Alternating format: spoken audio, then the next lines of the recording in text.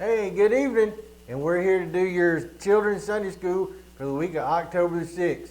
We got Steve. What's up? And you got me. And we're learning about Jesus. What an awesome place to do that. I know. But hey, we're going into October the 11th, Sunday morning. And you know what that means? That means Christy will be a day older Oh, she got a birthday. on Saturday. Saturday. Happy birthday! Woo! I was really talking about Children's Church is coming back. It is coming Hey, back. Children's Church is coming back. All right. Columbus Day. So y'all need to be there. You know, we've missed you, so we got to see you. But tonight, we're talking about people can follow examples, teachings, and commands of Jesus. Wow, people can follow those. So you know how we start. We start with our unit verse. Hey, Hey. is the unit verse and the weekly verse the same this week? No. So we got two different verses we gotta learn. Two different verses, yes.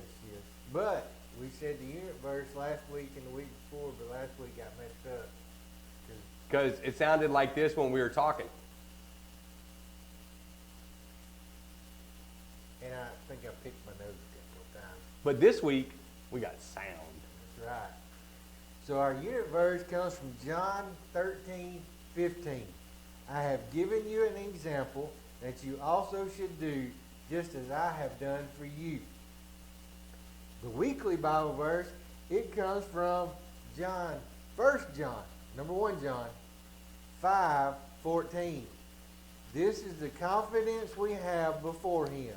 If we ask anything according to his will, he hears us.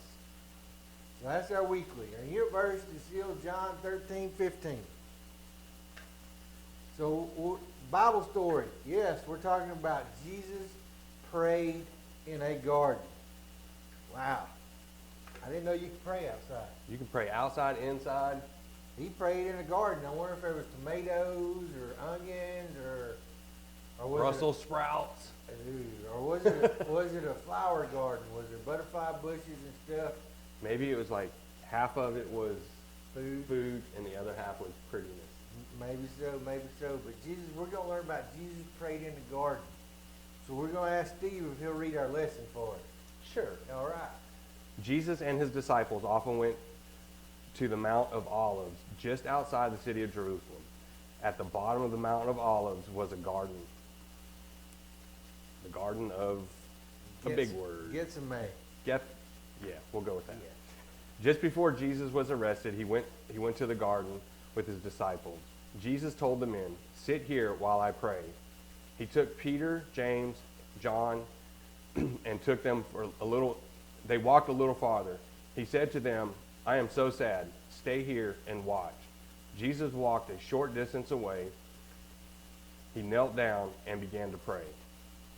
He knew that he would die soon. "Father," he prayed, "if you're willing to take this hard thing away from me, but may your will be done and not mine." An angel from heaven appeared and cared for Jesus. Jesus' prayer was strong and powerful. As he prayed, his sweat fell like blood, like blood from the ground. When Jesus finished his prayer, he went back to find Peter, James, and John. They were sleeping. "Why are you sleeping? Couldn't you stay awake for 1 hour? Get up and pray. That will not give into temptation." Jesus walked farther around and prayed the same thing. Then he went back to his disciples and found them sleeping again. And that's based on Mark 14:32 through 40, and also Luke 22:39 through 46. So we've got two chapters in there that the story came from. You know, God enlisted a lot of believers to write the Bible. You know, you got Mark, you got Luke, you got Paul, you got Timothy. You know, all the chapters, they wrote the chapters of the Bible. But one helpful element of God's process is the same event includes details from different points of view. So we had Mark, and we also had Luke's point of view in this story. For example, Mark didn't tell us why the disciples fell asleep when Jesus came back to them, but Luke explains they were exhausted from grief. They were sad. They were upset and all that because they knew what was coming. Also, Jesus knew what was coming also. He was about to die. Jesus tried to prepare the disciples for what was about to come, but even with preparation, no one likes losing a loved one. Although Jesus promised to come back to life after death, the disciples did not seem convinced. How could Jesus come back to life? You know, Jesus told them not to worry. He said, don't worry, I'm dying, but I'm coming back to life. I won't be in this grave for long. He knew. He knew. He knew he was coming back. He kind of knew the plan. But as the men standing on the outside, with one gentleman saying, hey, I'm going to die, but I'm going to come back to life. They didn't believe it. They wasn't having that. That was like when you were little, your mama said, we're going to McDonald's, and you drove right on by McDonald's. So You mean that McDonald's? yeah. So they didn't know what to believe. So they just thought, he was hogwashing them. Jesus was grieving too. Many tried to forget, as we studied Jesus' prayer in the garden, that Jesus was fully human. Like any person, he felt the agony of grief and the fear of pain. Yes, he was completely human like us, but he still was fully God. Jesus demonstrated how to obey God during times of grief, fear, and pain.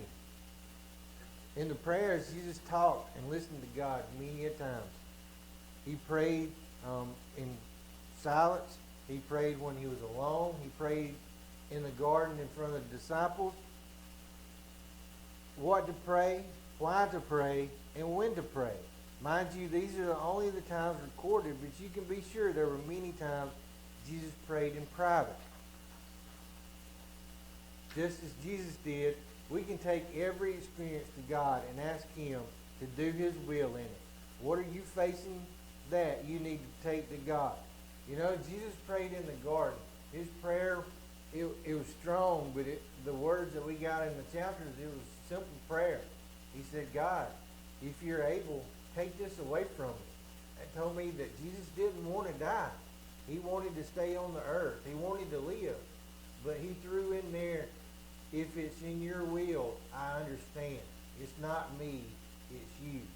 So with him saying that, he knew he was going to die. He had to die. He had to die for everybody's sins out there. Well, that was the story. That was the review. So you know what time it is. It's test time. But we also call it Game time. That's right. Game time. These were some hard questions. They are, and they got big words in them, They too. do. They got some big words and some long answers to it. So you may need a pencil and a couple of pages of paper here. Where did Jesus... Just go to Dollar General and get you another notebook. That's it, another notebook. Where did Jesus go to pray before he was arrested? Where did he go to pray before he was arrested? Remember, part may have had vegetables and the part may have had flowers and stuff on it. Oh, that was the Garden of... Are you looking up how to say it? Maybe we might know how to say it. It's probably going to give me an ad first. It probably will. You know, it's a YouTube video. I'm going to call it Gethsemane. Gethsemane? Gethsemane. Let's see. Let's see what it is. Gethsemane. I was close. Gethsemane. Gethsemane. Hold on, it'll do it a couple more times. Gethsemane. Gethsemane. It just sits there and goes over and over and over again. Just loops. It Gethsemane. That's awesome. He was in the Garden of Gethsemane. So that's where he went to pray before he was arrested. What did Jesus pray? For a new iPad. New iPad. That was stone. Stone with a chisel. Back then.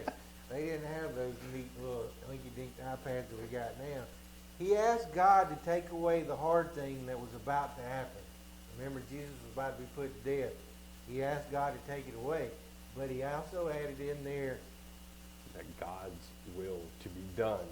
And God- not his own. That's right. For God's will to be done, but not his own. See, he was praying for God's will to be done. You know what that makes? That makes God happy. Because we're living in God's way. We're not living in our way. You know, we can pray every day and all that. Say, God, please show me the winning numbers of the lottery so I can be a millionaire. That's not in God's will. That's not going to happen. You know, Jesus prayed to say, hey, I don't want to die. Please let me live. But he added in there, if it's not in your will, don't leave me alive.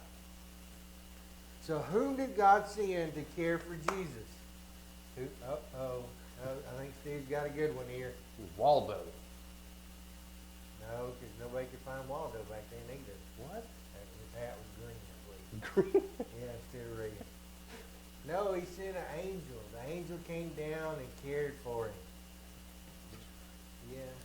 But didn't we have an angel that took care of Jesus after he fasted for 40 days and 40 nights? I believe that was last week. Yeah, that nobody. The one that sounded like this. Yeah. That one. Yeah. So last week we talked about Jesus fasting. He didn't eat for 40 days and 40 nights, and he prayed, and he got really weak. And an angel came down and cared for him. So another angel came and cared for him after he prayed. But this one had sound. That's true, he did. What did Jesus ask his disciples to do while he prayed? Hey, y'all boys stay awake. He did. He said, come with me, sit right here and watch. And then he led 3 more further in the garden. He goes, I'm sad. Sit here and watch me pray. GPS lost. Yeah. Recalculating. What did Jesus discover when he finished praying? You have reached your destination. No, he was not at his destination. Oh, I know what it was. What is that? Them boys was up in them sleeping bags. They were sleeping bags and pillows and their thermos of water. Their little teddy bear. Teddy bear. Sleep. They were Drool. sleeping. They were sleeping. The disciples were asleep. God woke them up and said, hey, can y'all not stay awake for an hour? And he went back praying again, and he came back to them, and what they had done again?